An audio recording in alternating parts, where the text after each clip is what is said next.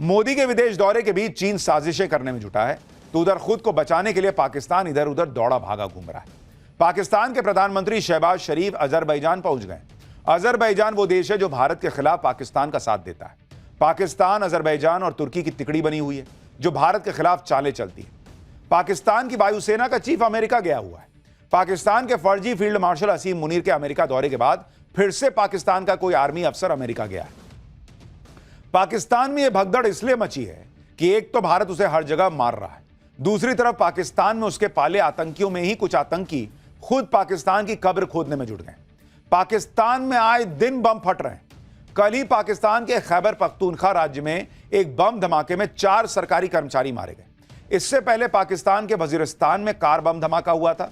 इसमें 13 पाकिस्तानी सैनिक मारे गए। 2 दिन पहले पाकिस्तान के क्वेटा में भी बम धमाका हुआ, पुलिस थाने में हमला हुआ, बैंक में आग लगा दी गई।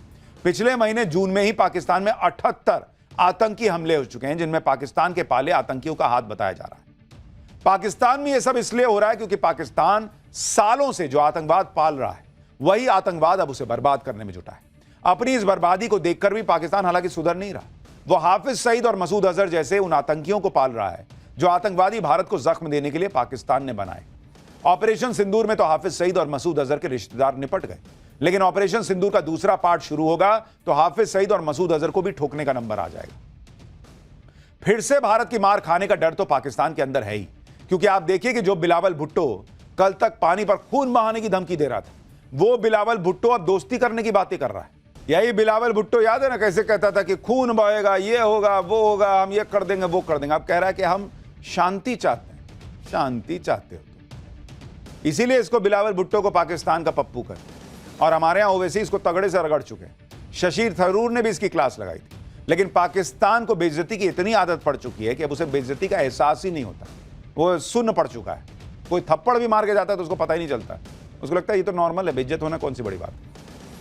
खैर, वर्ल्ड डिप्लोमेसी में क्या चल रहा है वो आपको बताया। अब आपको बताता हूं भारत की पॉलिटिक्स में क्या चल रहा है। कोप भवन से बाहर आए केजरीवाल मोदी को छोड़कर सीधे राहुल गांधी के खिलाफ मोर्चा खोल दिए।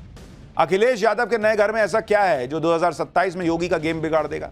यादव कथावाचकों के मुद्दे पर हंगामा मचाते अखिलेश यादव ने अपने घर की पूजा किससे कराई? मराठी ना बोलने वालों को पीटते राज ठाकरे के लोगों का नवभारत पर मराठी टेस्ट हुआ तो क्या रिजल्ट आया? अब ये पूरी पॉलिटिक्स समझाता हूं। प्रधानमंत्री नरेंद्र मोदी 8 दिनों की विदेश यात्रा पर है और यहां भारत में 4 राज्यों में भयंकर पॉलिटिकल घमासान मचा हुआ है। पीएम मोदी को रोकने के लिए बने इंडी गठबंधन के तार अब खुलते जा रहे हैं। अब तो ऐसा माहौल हो गया है कि इंडी वाले एक दूसरे के खिलाफ खुल के तलवारें भांज रहे हैं। उत्तर प्रदेश में अखिलेश यादव अपनी अलग पॉलिटिक्स कर रहे हैं। कांग्रेस तो कहीं पीछे छूटी हुई है। अखिलेश यादव ने पूर्वांचल को साधने के लिए अपना नया आशियाना तक बना लिया। पीडीए के सहारे अखिलेश 27 के सपने बुन रहे हैं। वहीं दिल्ली में हार के बाद केजरीवाल अब कोप भवन से निकलकर बाहर आए हैं। अरविंद केजरीवाल ने तो कांग्रेस को ऐसा झटका दिया कि राहुल गांधी के पसीने छूट गए होंगे। केजरीवाल गुजरात चुनाव की तैयारी करने में लग गए जो कांग्रेस के होश उड़ा देगी। केजरीवाल बिहार में एंट्री करने की बातें कर रहे हैं। बिहार में तो वोटों के लिए भयंकर मारामारी ऑलरेडी मची हुई है। चुनाव आयोग पर तेजस्वी से लेकर कांग्रेस और ओवैसी निशाना साध रहे हैं। चुनाव आयोग के काम करने के तरीके पर सवाल उठा रहे हैं। लेकिन चुनाव आयोग ने जो जवाब दिया है उससे विपक्षी दल सन्नाटे में है।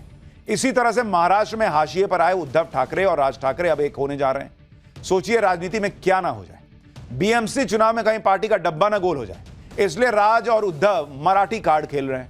राज ठाकरे के कार्यकर्ता गुंडागर्दी कर रहे हैं, मराठी भाषा के नाम पर खुल के मनमानी कर रहे हैं, पीट दे रहे हैं किसी को भी।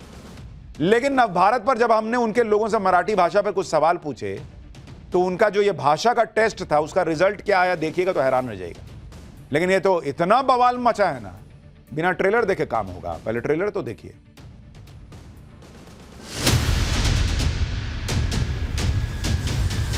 ये पीडीए भवन के नाम से जाना जाएगा। एक राजनीतिक मुद्दा बना दिया गया है। ये गलत है ना। ये पूर्वांचल का इलाका तो रिकॉर्ड बनाएगा ही बनाएगा।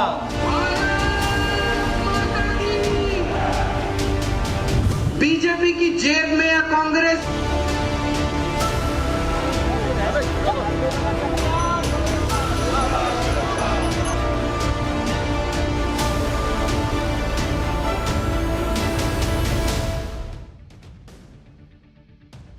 बहुत सारा माल है इसमें, पॉलिटिकल माल।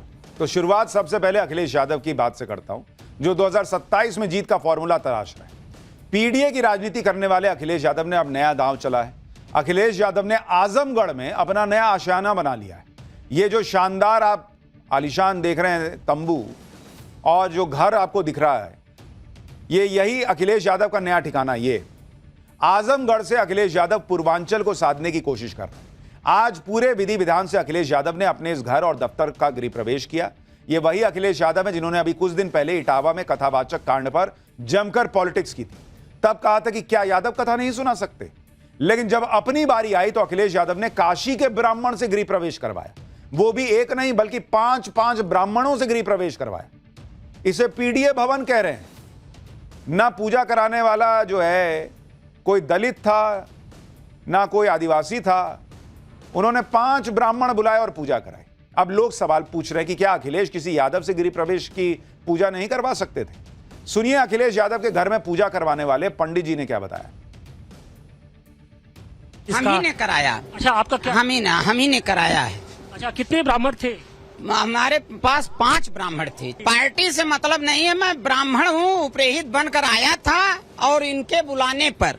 दूसरी बात, वह इटावा की जो व्यवस्था है वो न्यायालय देख है, वह सरकार वहाँ की देख है, वहाँ ये उत्तर प्रदेश की कि कहाँ से क्या हो रहा है। अब इसके बारे में तो वो नहीं कहा। इसको तो एक राजनीतिक मुद्दा बना दिया गया है। ये गलत है ना। अब बताइए, अखिलेश यादव अपने घर की पूजा ब्राह्मण से करवा रहे हैं। लोगों को लगा था इतना हाल में विवाद हुआ है, पीडीए की बात करते हैं, किसी यादव को बुलाएंगे और पूजा पाठ कराएंगे। इसमें गलत क्या था? कराते एक अच्छी मिसाल पेश होती। लेकिन अखिलेश यादव जी जो हैं उन्होंने पूजा ब्राह्मणों को बुला के कराई। अखिलेश यादव दूसरों को जो बातें कहते हैं क्या उस पर खुद अमल नहीं कर सकते थे? अभी कुछ दिन पहले ही अखिलेश यादव ने बागेश्वर बाबा पर आरोप लगाया था कि बागेश्वर बाबा कथा करने के लिए लाखों रुपए लेते हैं, अंडर टेबल पैसे लेते हैं और न जाने क्या क्या। लेकिन आप खुद के लिए आजमगढ़ में शानदार आशियाना बनवा लिया। अखिलेश यादव का यह घर आधुनिक सुख सुविधाओं से लैस है और पूरी तरह से मॉड्यूलर है। आप देखिए, अखिलेश यादव का यह घर 72 बिस्वा यानी करीब 2.25 एकड़ में फैला है। आजमगढ़ के अनवरगंज में यह घर बनाया गया है। घर का नाम अखिलेश यादव ने पीडीए भवन रखा है। घर को 2 मंजिल का बनाया गया है। ग्राउंड फ्लोर पर बड़ा सा मीटिंग हॉल है। फर्स्ट फ्लोर पर अखिलेश यादव रहेंगे। इस कैंपस के अंदर जनसभा भी हो सकती है। यानी अखिलेश यादव ने पूरी तैयारी कर ली है कि वो आजमगढ़ से पूर्वांचल की सीटों पर नजर रखेंगे और 2027 में जीत का रोड मैप तैयार करेंगे। और नया घर बनवाया, इसमें कोई बुराई भी नहीं है। लेकिन जब आप दूसरों से कहते हैं कि बागेश्वर बाबा इतना पैसा लेते हैं, वैसे लेते हैं, अंडर टेबल लेते हैं, तो लोग पूछते हैं भाई आप पैसा लेते हैं घर बनाते, किसी ने कुछ बोला? वो तो बाकियों की सामूहिक विवाह कराते हैं, गरीबों के लिए खाना खिलाते हैं, ये सब करते हैं। खैर, अखिलेश यादव को सुनिए, गृह प्रवेश के बाद उन्होंने क्या कहा। इस जगह का नाम और इस कार्यालय का नाम पीडीए भवन कर करके रखना चाहिए। ये पीडीए भवन के नाम से जाना जाएगा, क्योंकि पीडीए एकता ही हमें सत्ता दिलाएगी। पीडीए एकता ही हमारे सामाजिक न्याय के राज की स्थापना का रास्ता खोलेगी। आजमगढ़ को ही अपना नया ठिकाना अखिलेश यादव ने क्यों बनाया, यह भी आपको बताता हूं। अखिलेश यादव की पार्टी यूपी के पिछले 2 विधानसभा चुनाव हार चुकी है। हालांकि लोकसभा चुनाव में अखिलेश यादव का पीडीए वाला दांव चला था और अब इसी पीडीए वाली पॉलिटिक्स को अखिलेश यादव नए सिरे से आजमा रहे हैं। सत्ता में वापसी के लिए पूर्वांचल बहुत महत्वपूर्ण है। 2017 के चुनाव में बीजेपी ने पूर्वांचल में 114 सीटें जीती और समाजवादी को मात्र 16 सीटें मिली थी। 2022 में बीजेपी की सीटें घटकर 86 हो गईं और 2022 में समाजवादी पार्टी ने पूर्वांचल में 55 सीटें जीत ली। 2024 के लोकसभा चुनाव में बीजेपी गठबंधन को पूर्वांचल में 9 सीटें मिली, जबकि 2024 लोकसभा चुनाव में इंडी गठबंधन ने 12 सीटें जीती थी। इसी वजह से अखिलेश यादव पूर्वांचल पर फोकस कर रहे हैं। आजमगढ़ को समाजवादी पार्टी का गढ़ माना जाता है। धर्मेंद्र यादव आजमगढ़ से सपा के सांसद भी हैं। कुल मिलाकर अखिलेश यादव सोच रहे हैं कि लोकसभा चुनाव में मिली बढ़त को अगर पूर्वांचल में बरकरार रख लेते हैं तो शायद 2027 में योगी आदित्यनाथ का जो विजय रथ है उसको रोक पाए। अखिलेश यादव तो इतने कॉन्फिडेंट हैं कि